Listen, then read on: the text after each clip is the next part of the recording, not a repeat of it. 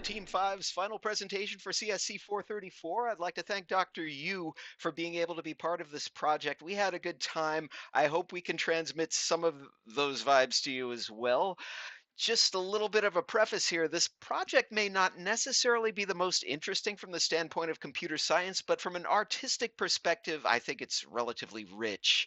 I'd just like to give a little bit of an introduction in terms of how I ended up getting interested in artificial intelligence and machine learning. It's all Janelle Shane's fault.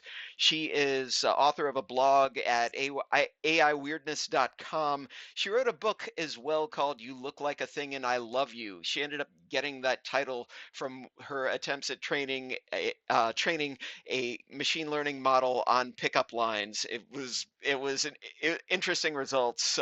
She also has an excellent TED talk. The link is here if you want to have a look at that later. Things she ended up getting most famous for originally was for training a machine learning model on Sherwin-Williams paint colors. Here are some of the results. I've got a personal interest as well in creative augmentation through stochastic process. This is a tradition that goes all the way back to the 1920s with the Dada movement and the Surrealists. Here are instructions for creating a Dadaist poem. Take a newspaper, take some scissors, choose from this paper an article the length you want to make this poem. Choose Cut out the article. Next, cut out each of the words that make up this article and put them all in a bag. Shake gently. Next, take out each cutting one after the other. Copy conscientiously in the order in which they left the bag. The poem will resemble you. And there you are, an infinitely original author of charming sensibility, even though unappreciated by the vulgar herd. That was written by Tristan Zara, co-founder of the Dada movement. And you know you can take the man seriously because he has a monocle. The cut-up technique was later used in poetry by Brian Geisen and William S. Burroughs when they were staying in Paris at the Beat Hotel. They had written a couple of works based on cut-up called Minutes to Go and The Exterminator.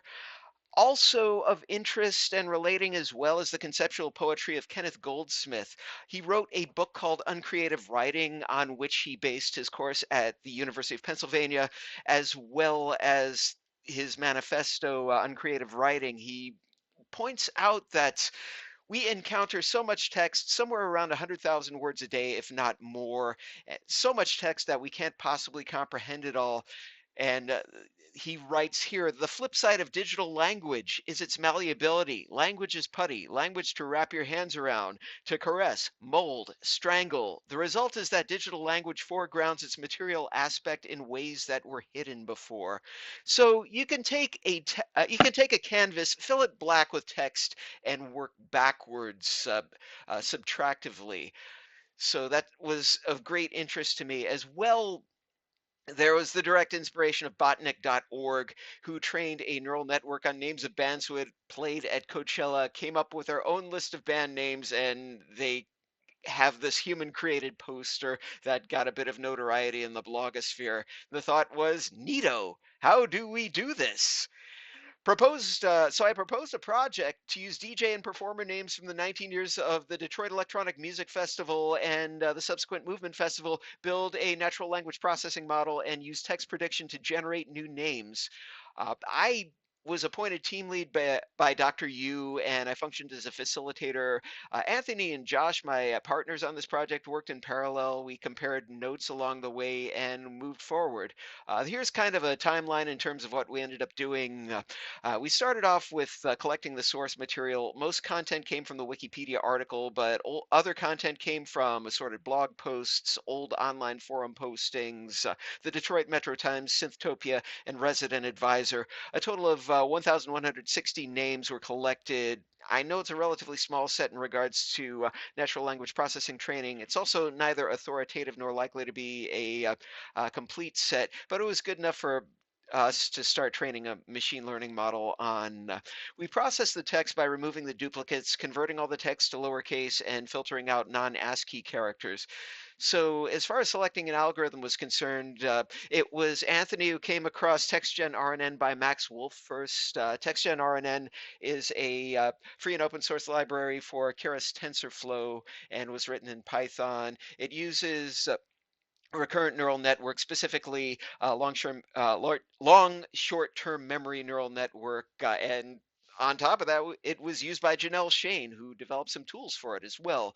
Here's some code that Anthony wrote in order to do some initial training on the file that we ended up creating. You can see here some of the names. These done with a low softmax temperature. I'll explain a little bit more about softmax temperature later on, but with more with an increase in softmax temperature, you can see more randomness being introduced there.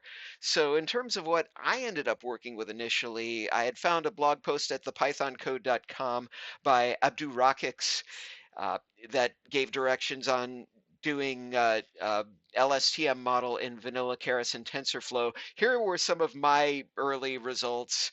The RockX model didn't have any capacity for doing, well, I mean, rather, it didn't do any transfer learning. Also, the same predictions were rendered each time. There wasn't any sort of softmax temperature being applied, but you could get some variation by substituting a different seed. Just a bit here about how the text generation worked. It actually worked by first of all training the model. Uh, what it did was it gave different weights to different characters. You could either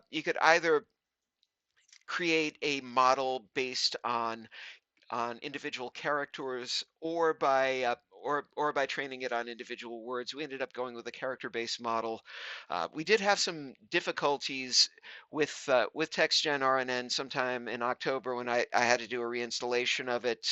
October changes in Python's pip installer caused some problems with reinstalling TextGen RNN. It turned out that TextGen RNN wasn't compatible with the latest Python updates, less compatible versions 3.8.6. Python is currently up to, I believe, version 3.9 at this particular point. Also for Windows, you don't want to install the global Python launcher.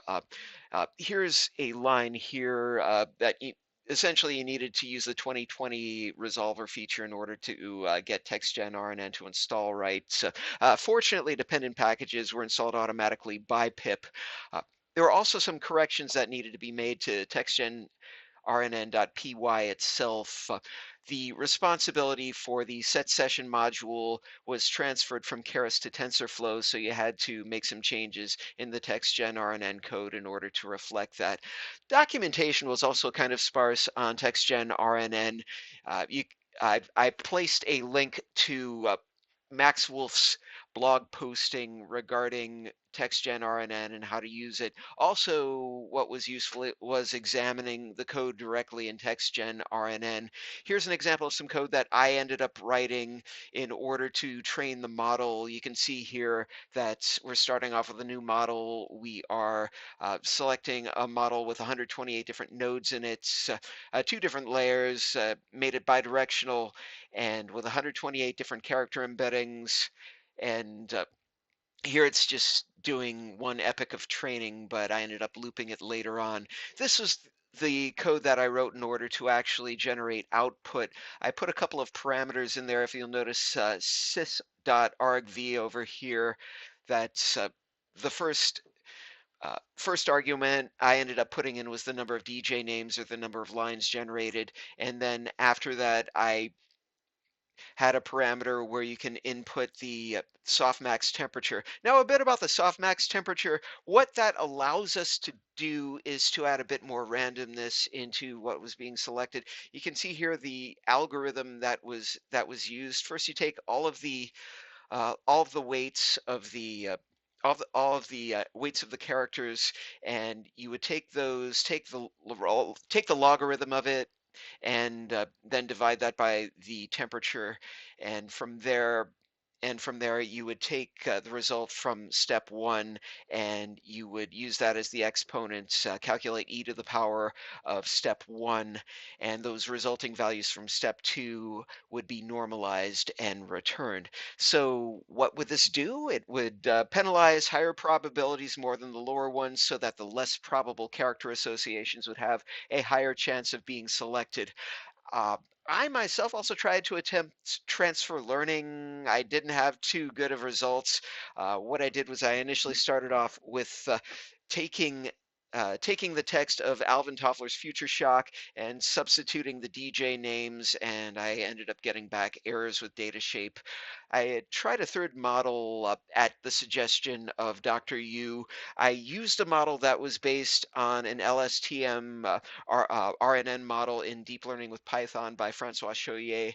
Uh, Trained the model on the Future Shock text, then created a new document using a script that was the same size as the longer text, just using the DJ names.